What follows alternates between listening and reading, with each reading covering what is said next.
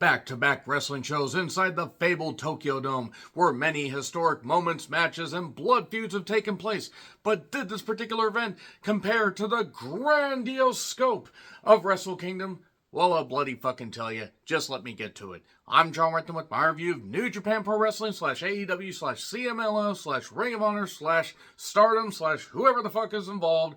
Wrestle Dynasty 2025. That's not going to be the whole title because that's going to be a goddamn mouthful. So, inside the Tokyo Dome once again, and after catching up on Wrestle Kingdom, I decided to go right into watching this particular event live, and I have thoughts, and I will share those thoughts with you. I do want to say, though, I am not going to be reviewing New Japan Pro Wrestling constantly like I did a few years ago. I don't have the time. I don't have the wind. I don't have the energy. I will review shows when I can. I might review Battle in the Valley. I don't know. Like, there are parts of New Japan that I really liked. There were elements of this show that I enjoyed. And then there were parts that reminded me, oh yeah, New Japan is struggling mightily. I don't know if they got the same amount of people, around 24,000, whatever it was, for Wrestle Kingdom 19. It looks like they got a decent crowd. Whatever, it is what it is. I mean, I do want to say I really, really hope that Doki Doki Morning recovers, because he tweeted out that he's getting treatment, surgery, whatever it is, and he will come back stronger. And I really feel for what happened to him at Wrestle Kingdom 19. But anyway, Walker Stewart and Chris Charlton on commentary. Rocky Romero joins later, and look, I'm going to say right now, I felt really bad for Walker Stewart because he was trying to steer the ship. Chris Charlton did have some points as far as, New Japan Pro Wrestling being gutted, but also when people get the opportunity to get bigger paydays in a bigger company, or a company where maybe they don't want to travel as much, maybe New Japan Bushiroad should open up the goddamn wallet. If they don't want to open up their wallet, then whatever, some talents will get overpaid and they'll go elsewhere. And also, I want to say Rocky Romero, I mean, could he have, honest to God, just, sat on the lap of the elite anymore? And I like Rocky. But I'll get to it. Don't worry. I'll get to it. So anyway, Willow Nightingale representing AEW. Athena representing Ring of Honor. So really the same company. Momo Watanabe representing Stardom, and Persephone representing CMLL. Excuse me. It's a 4-women, 1-cup match. You're welcome. The winner gets a shot at whatever title they choose, I guess. Never seen Persephone. She's tall. She has a good look. I've seen a little bit of Momo. She has a good look. Willow's very talented. I'm very happy for Athena. This match was what it was. It was the usual. Some nice spots.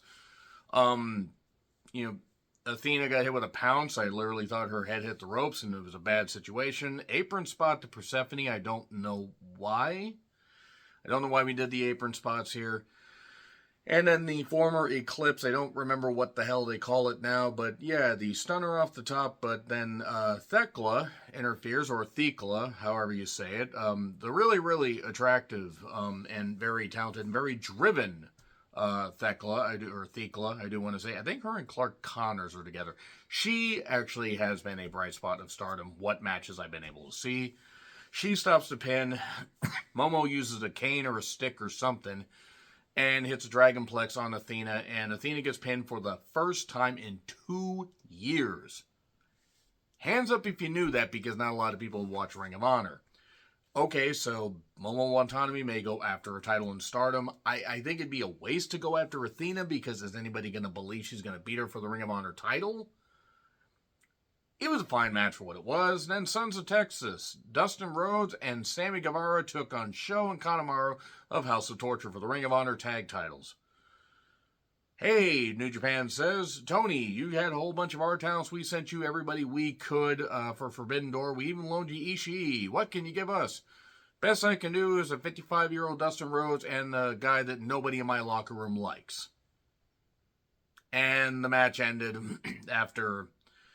Basically, it ended with the final reckoning and a senton, almost a shooting, it would have been a shooting star press, except Sammy didn't want to land on his head.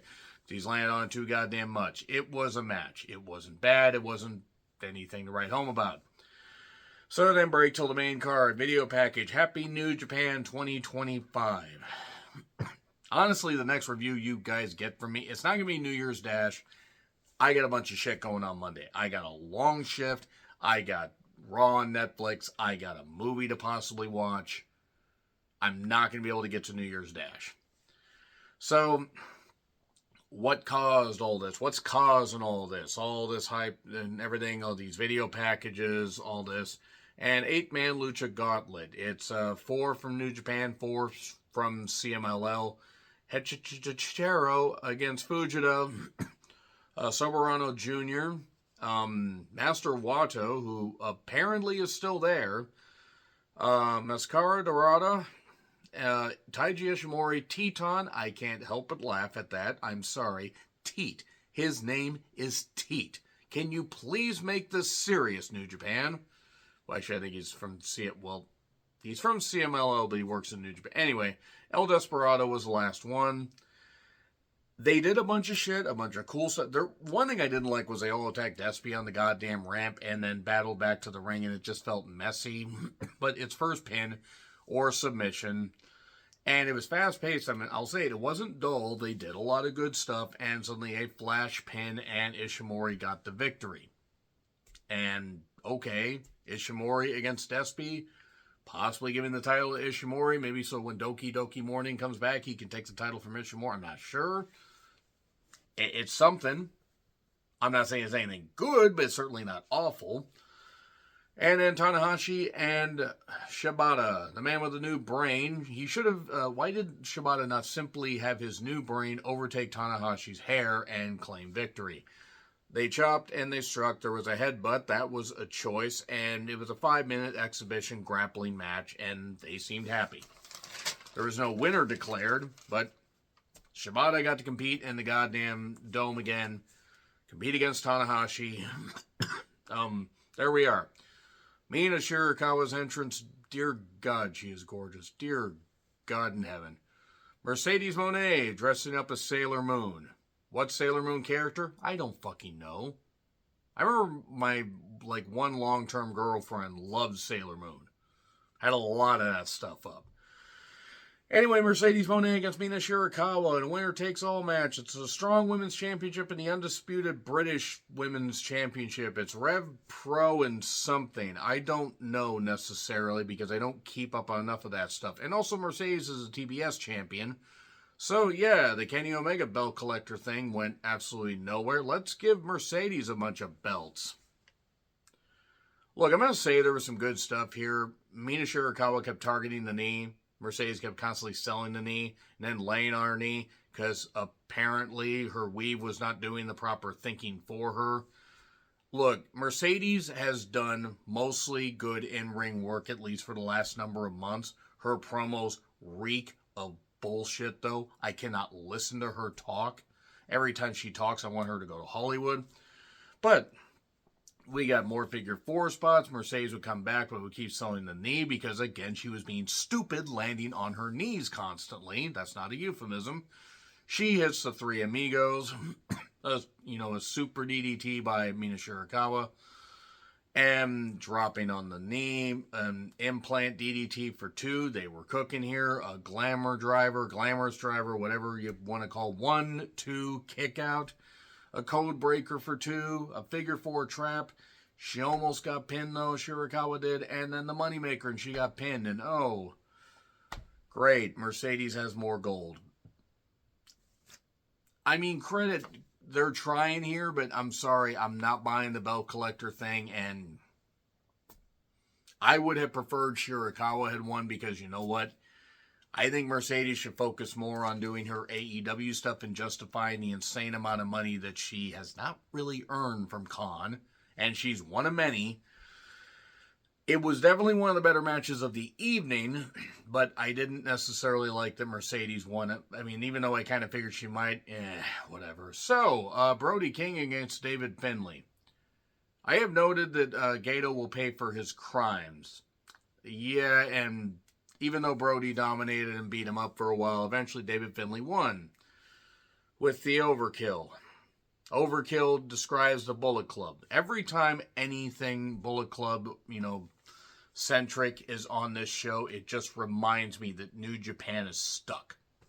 And they need to reset. Or they need to reset or pull the plug on some of this shit. The match is okay, but I cannot buy into David Finlay as the leader of the Bullet Club. I cannot buy into him as any kind of main eventer.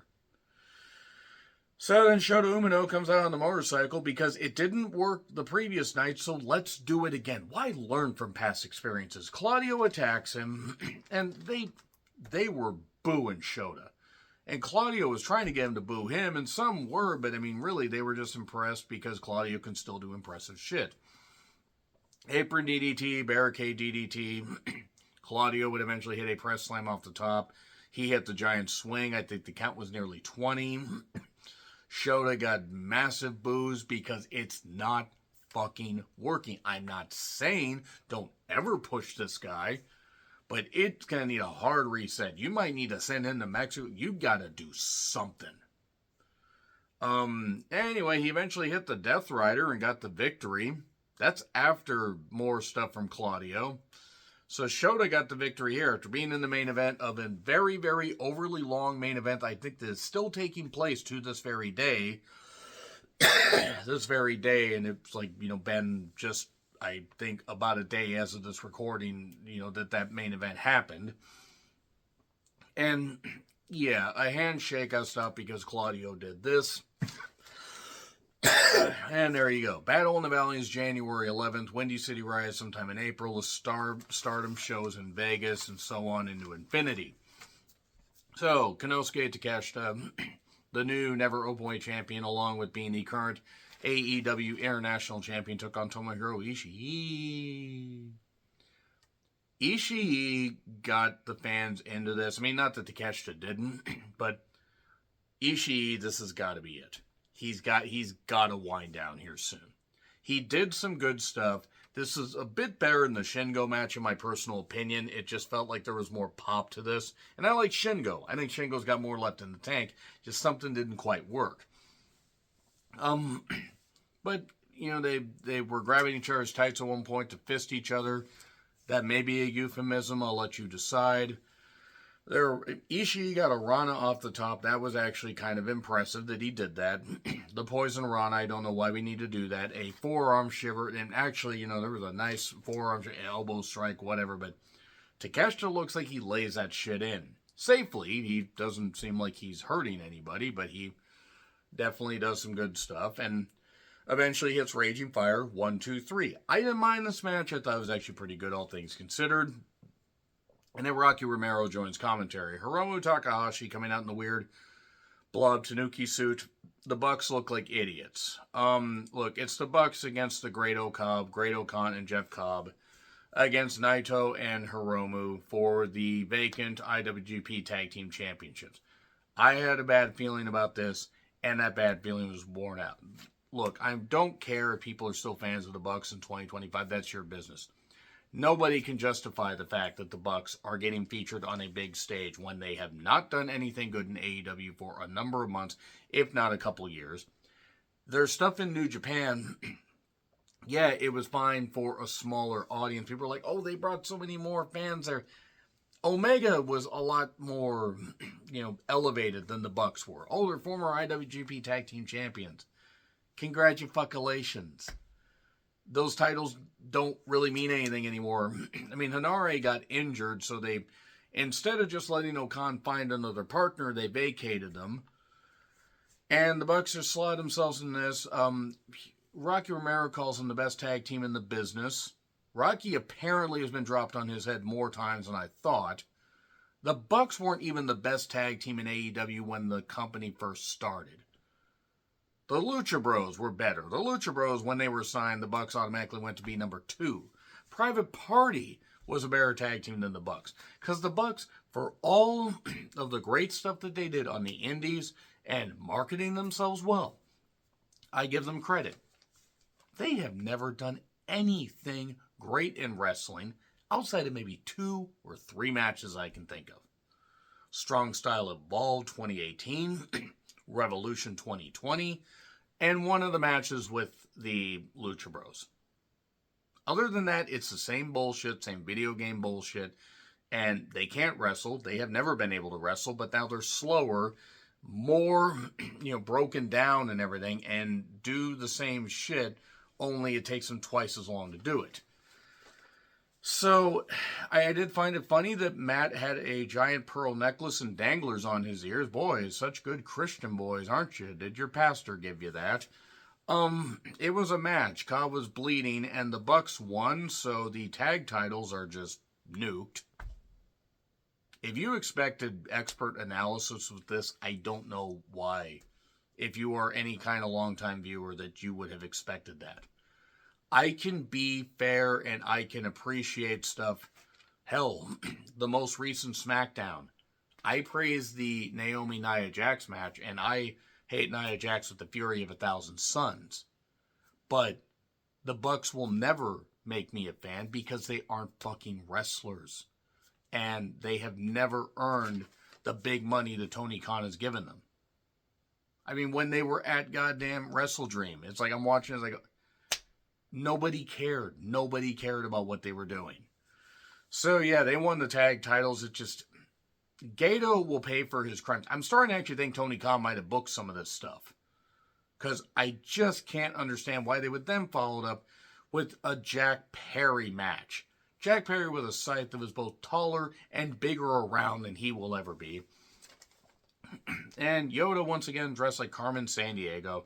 Somebody pointed out Hellsing. I'm going to go with Carmen Sandiego because it's funnier, but the Hellsing comparison is more likely. But yeah, Jack Perry, the scape joke, who is as big around as a goddamn garden hose that was flattened out. He makes David Flair look intimidating. He makes Eric Watts look intimidating. He is never going to ever be beneficial to any wrestling company. I saw enough of his stuff when he was on excursion and he was made the scapegoat because he caused all that by being a whiny little bitch. And now he can't get over it because outside of his friends, I don't know that many people that would actually like him. It was a global championship match that was a joke. It was a joke because if Yoda had flattened him in 6 minutes, that would have been fine. A Spanish fly off the top, and then they kept doing stuff, and Yoda had to sell for this little pipsqueak that people in the crowd at Wrestle Dream could have beat the shit out of. There were people in way better shape that could have beaten the absolute shit out of Jack Perry, and he would have been lost because he couldn't win in a real fight. So anyway, so a spear, 1, 2, 3, thank God Yoda won. Jack is embarrassing. Professional wrestling would be better off if he left and just went to try acting. Hell, he couldn't do any worse at that than he's doing at wrestling. Yoda stares at Tanahashi, so I guess we're getting that match, which, I mean, that'd be a choice. Okay, Gabe Kidd. I'm going to say right now, Gabe Kidd looks and acts like an electroshock patient that just got out of a month-long treatment.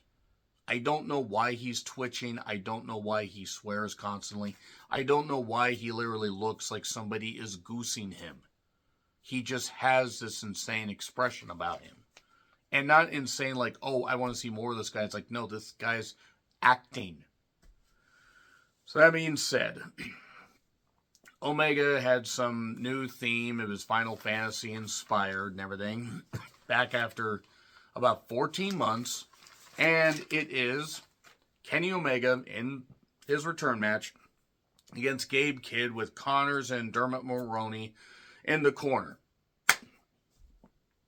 Now, despite any issues that I have with Gabe Kidd and the fact that I do not see Gabe Kidd as anybody that New Japan really can build around, I stand by that. I do not get it. And I have my issues with Omega, but I have praised him in the past. This was the best match on the show. I have my issues because it still involves Bullet Club, it involves the bullshit, but for any flaws that this match had, there were flaws, and for the fact that they went too far with a lot of stuff, I will say that Gabe Kidd, despite his idiocy and his stupid behavior, I think his parents were inbred. They had to be, because there's nobody on pure air that wasn't inbred that would act like that. He does have the, he has the guts to be willing to take insane bumps.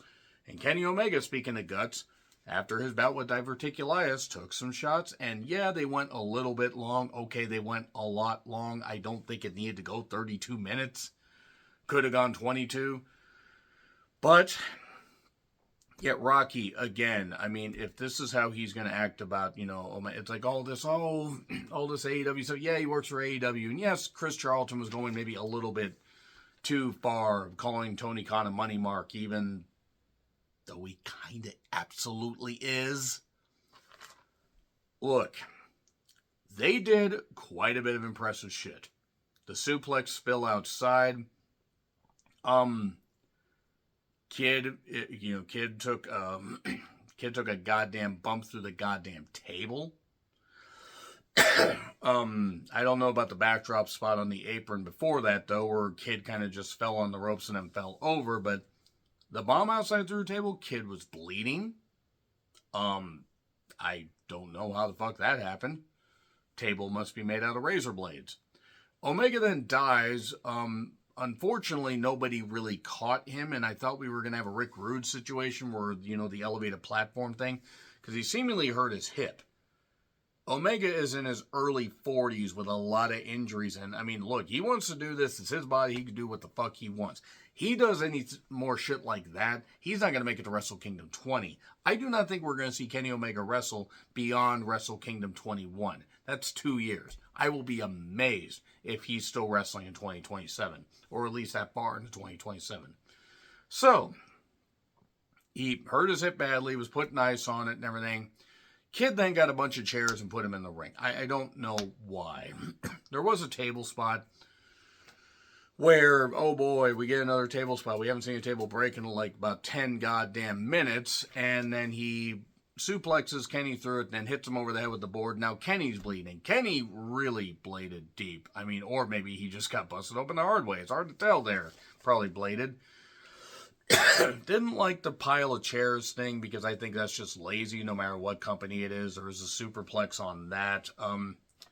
Kid acting, again, like an electroshock patient. I just don't get it. The headshots, whatever. If you guys want to give yourself CT, that's fine. The CT carried over to the commentary team. I don't care if anybody, that likes the commentary gets upset at this, because I praise the commentary in the back. And by the way, Walker Stewart, this is not against him. He was trying to steer that ship so goddamn hard. But the crowd was into it. I can't deny it, and I can't say I didn't get into at least quite a bit of this match. There was a Terminator dive outside, a V-trigger, a super Snapdragon suplex, and then we got more near falls. We got another V-trigger, but he couldn't lift him for the one-wing angel because of the core, the chair shots. And then an abdominal stretch, and I'll say, wow, that's like the one smart thing Kid did. He's like, oh, I need to just do this and target and hit the elbow in the gut. So then a pile driver for 2. A package pile driver, but then the ropes. We're 30 minutes in. And then it looks like Kid might actually pull it up, but nope. V-trigger, a bomb, a V-trigger for 1. Holy shit, Kid's actually going to do it. Nope. Gets hit with the one-wing angel. 1, 2, 3.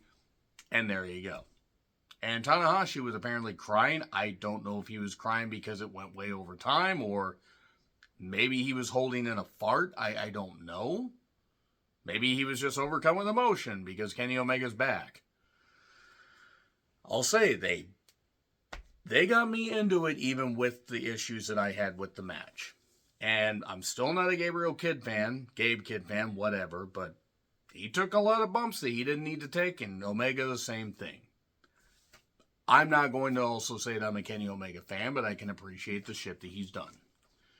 Zack Sabre Jr. took on Rico Tate until Ricochet wants to apologize for A, hanging out with Chase and Rant, being a fucking idiot that loses fights to random people on Twitter, And then says, I don't want anybody else jumping on the goddamn bandwagon. Well, here's the thing. Your bandwagon is the equivalent of the one in the Oregon Trail where you die of dysentery. I'd rather die of dysentery than listen to Ricochet try to cut a promo. So it's an IWGP World title match. Okay, I think there were a couple moments where maybe they could have trimmed it a little bit off, but this definitely didn't go as long as the Shota Umino match. And Jumpstart immediately, Rico Tate was doing a lot of stuff, trying to go for quick pins. Zack Sabre Jr. targets the neck, and then pretty much everything. See, if Rico Tate wasn't so bald, then he would know how to protect himself. He then got, some quick counters, a corner crash that looked pretty painful. And they kept it moving. A Dragonplex for 2. Then we went with an apron suplex and then another suplex on the floor because Ricochet's just like, I'm going to suplex him everywhere. If I was Zack, I wouldn't have wanted to take those bumps, but it is what it is. Rico Tate then ends up, trying to, swear at him and everything and saying a few naughty words, and that's adorable. He has no personality. But Super Zack Driver and then a cross arm breaker. But then hello. Rico Tate hits something called Vertigo, but only gets a 2. Hits Chewing Star, only gets a 2. Misses a 630, gets hit with a PK. The Zack Driver just for 2, but then Ricochet hits some of the worst strikes I have seen in my life. Him and Jack Perry should team up to see who can hit the shittier forearms. But a trap by Zack Sabre Jr. and a verbal submission. See, if he wasn't bald, he wouldn't have passed or tapped out like that. And Zack Sabre Jr. talks about TMDK. Who was the Zangief-looking guy? I didn't catch his name. I haven't been able to keep up on as much in New Japan. Who was the Zangief-looking motherfucker? So that being said, look, there were issues with both shows. You can check out my review of Wrestle Kingdom 19 to see how I felt. I'm glad I watched this live. There were good parts, but not enough to get me to review New Japan regularly. I'll review what I can, but guys, New Japan needs a fucking reset. They need a reset, a refresh. They need to really work on some shit. That being said, let me know your thoughts in the comments. Please like, share, subscribe, Twitter, Letterboxd, and Blue Sky handles in the description. I'm John Rentlin. I'll see you soon.